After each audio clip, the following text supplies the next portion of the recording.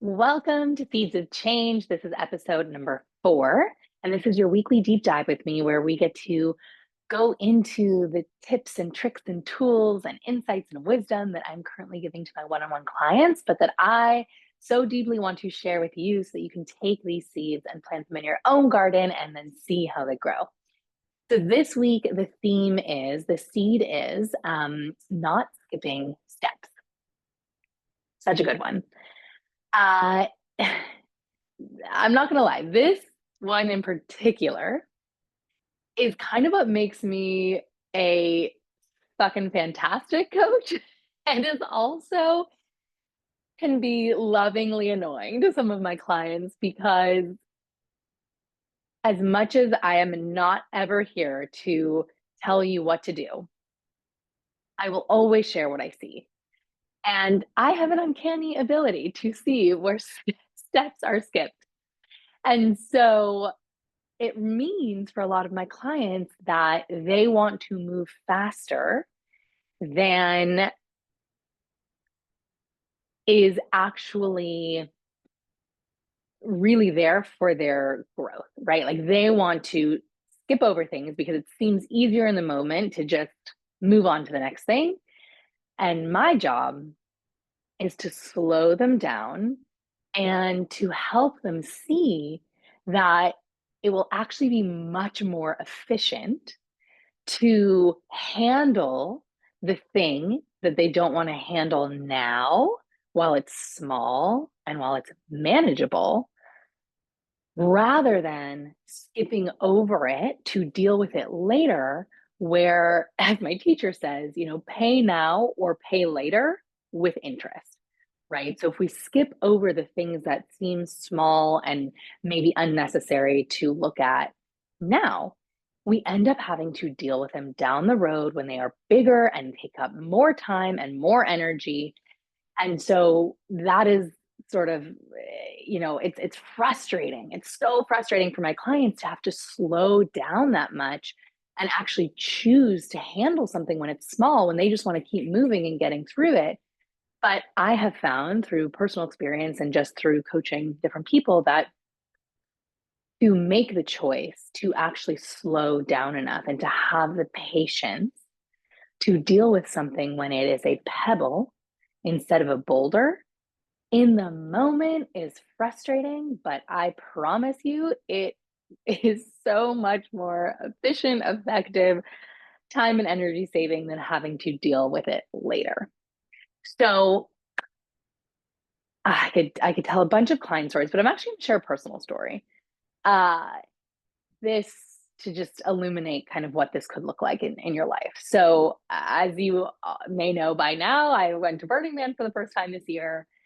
Just wrote a newsletter about how much fear I had leading up to it. I was so focused on logistics. And one of the things that happened for me in the period of deciding I was going to go to Burning Man and then deciding not to go because I basically got too overwhelmed and too fearful of just how much goes into actually getting there, that I decided I wasn't going to go. And oh, if you're watching on the screen, there's fireworks that just went off. If you're listening to the recording, there are fireworks that just went off. Okay, where was I? Okay, so yes, I decided to go. Then I decided not to go. And after deciding not to go and feeling like I was a kid that just got something taken away from them, I knew that I was actually a yes to going. I knew that in that moment that my no was really out of fear and protection and to keep me small and safe, but that underneath that was really a yes that came from my desire to want to go and expand and explore. Now, after I decided that yes, I was going to go, in the same sort of breath that I decided to go, I also said yes to a camp. And if you're not familiar with Burning Man, there's basically hundreds and hundreds of different camps that you can join, that you usually have to apply to. You have to know somebody, and it's a big part of Burning Man, right? It's a big part. This is, for me at least, I saw this as this is my safe place. This is the place that I'm going to be out and exploring. And so wanting to come home to a camp that I felt really good about, really safe in, was important to me. Now I only decided to go to Burning Man with 5 weeks to go. And so most camps that I had, people that I knew were all full.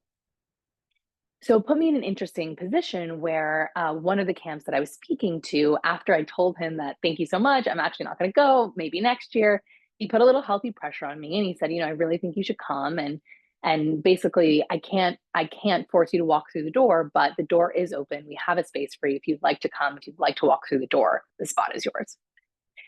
And so after kind of going through my process of, really landing my yes, I am going to Burning Man, I also immediately said yes to this camp. And a few nights later, I literally woke up in the middle of the night and I realized I had skipped a step. I had conflated going to Burning Man with going to this camp, and I skipped the step of really getting a yes to Burning Man, but pausing to tune into what camp would be the best fit for me for the sperm. Okay. So, right in there was an opportunity for me to say yes to Burning Man, pause, look at the whole, look at all my options for camps, and then choose, do I want to be part of this camp or a different camp? Again, I didn't do that. I said yes to Burning Man and yes to this camp immediately, right? I had those two tied together. Now, the beauty of when you recognize that you skip a step is it put me at a choice point, right? At that moment, once I realized I had skipped that step, I said, okay, well, now what do I want to do? I've realized I've skipped the step. Do I want to give myself the opportunity to join a different camp? Do I want to really, again, look at the whole and look at what I want to do here? I've already committed, I've already paid my dues, I've already done everything for this camp. And so I had a choice, and I gave myself the choice to do a redo and look at everything. And ultimately, I landed that I was going to stick with this camp, and it wound up being a great decision. And they were wonderful people, and it was a wonderful first Burning Man experience for me. But I, I, I did skip a step. I did skip a step, and so when you recognize that you skip a step, my encouragement is that you take the time to look back at it and decide what you want to do with it. Now, ideally, right, we are so synced up and connected that we're not skipping those steps. And I want to give you guys a practice of how you can start cultivating this fluidity in your system so that you're able to actually feel in your system when you skip a step and sort of know, like, this took years, right? Like I would used to, first of all, spin out on decisions all the time. And also, if I would skip steps, it might be a really long time before I noticed that I skipped a step, or it'd be building up in my system and I'd be super anxious and not understand why, but I wouldn't have the awareness that I had skipped a step, right? So I've learned, right, it took like a night or two for me to realize, oh my gosh, I skipped a step. But once I was aware of that and I gave myself a choice, all of a sudden I'm back in my power, right? All of a sudden now I'm the one who's choosing what to do next. And so that's what settles your nervous system.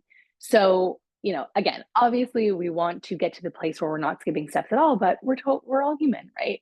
We're all human. And the faster we can kind of train our systems to know when there has been a step that is skipped, the better we're able to handle things when they're pebbles as opposed to when they're boulders. Okay, so somatically, what does that look like? Okay, so the more connected you are to your body, the more information you have, right? The more you're able to feel when something gets skipped, when there's an incongruence, when there's something, someone says something to you and, ooh, that didn't feel good, right? That didn't hit. Someone makes a comment or you leave a conversation, you're like, oh, that did not sit well with me. So the more connected you are to your system, the faster you're able to track that.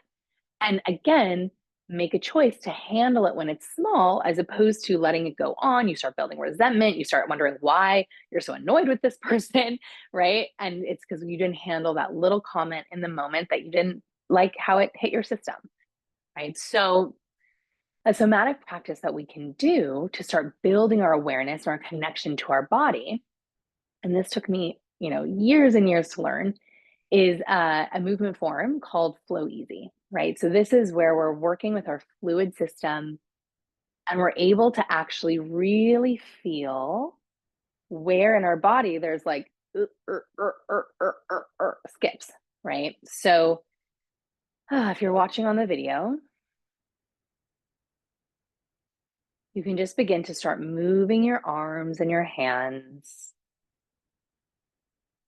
breathing into your body. And you want to go fast enough that you can feel the fluidity,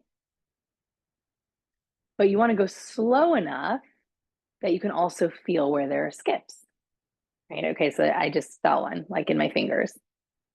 Okay, so I'm going to breathe and play with like where am I moving where it's fast and it's fluid, but I can feel I'm moving too fast that I can't actually feel what's going on. And then where am I moving too slow that it's like so there's somewhere in between there. I'm going to breathe and I can feel this is how we're building fluid pathways in our brain and our neurochemistry and our body so that we don't skip steps.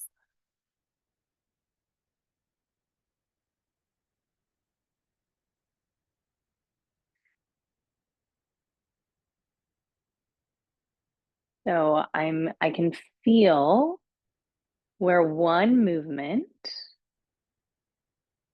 is leading to the next. And I'm not forcing anything and I'm not rushing.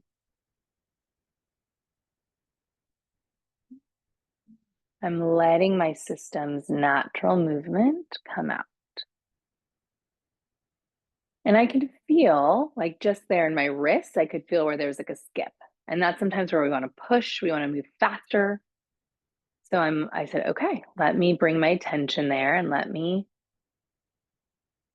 breathe, right? This is where we start developing the awareness and we can go back into that moment, bring our breath there and come into choice. So we're building awareness so that we can have choice and agency, because that is the thing that really puts us in our power.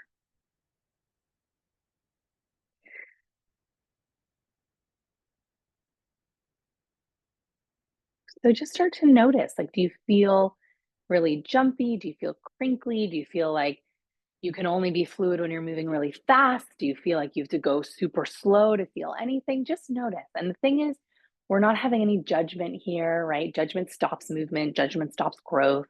So we're just noticing, becoming aware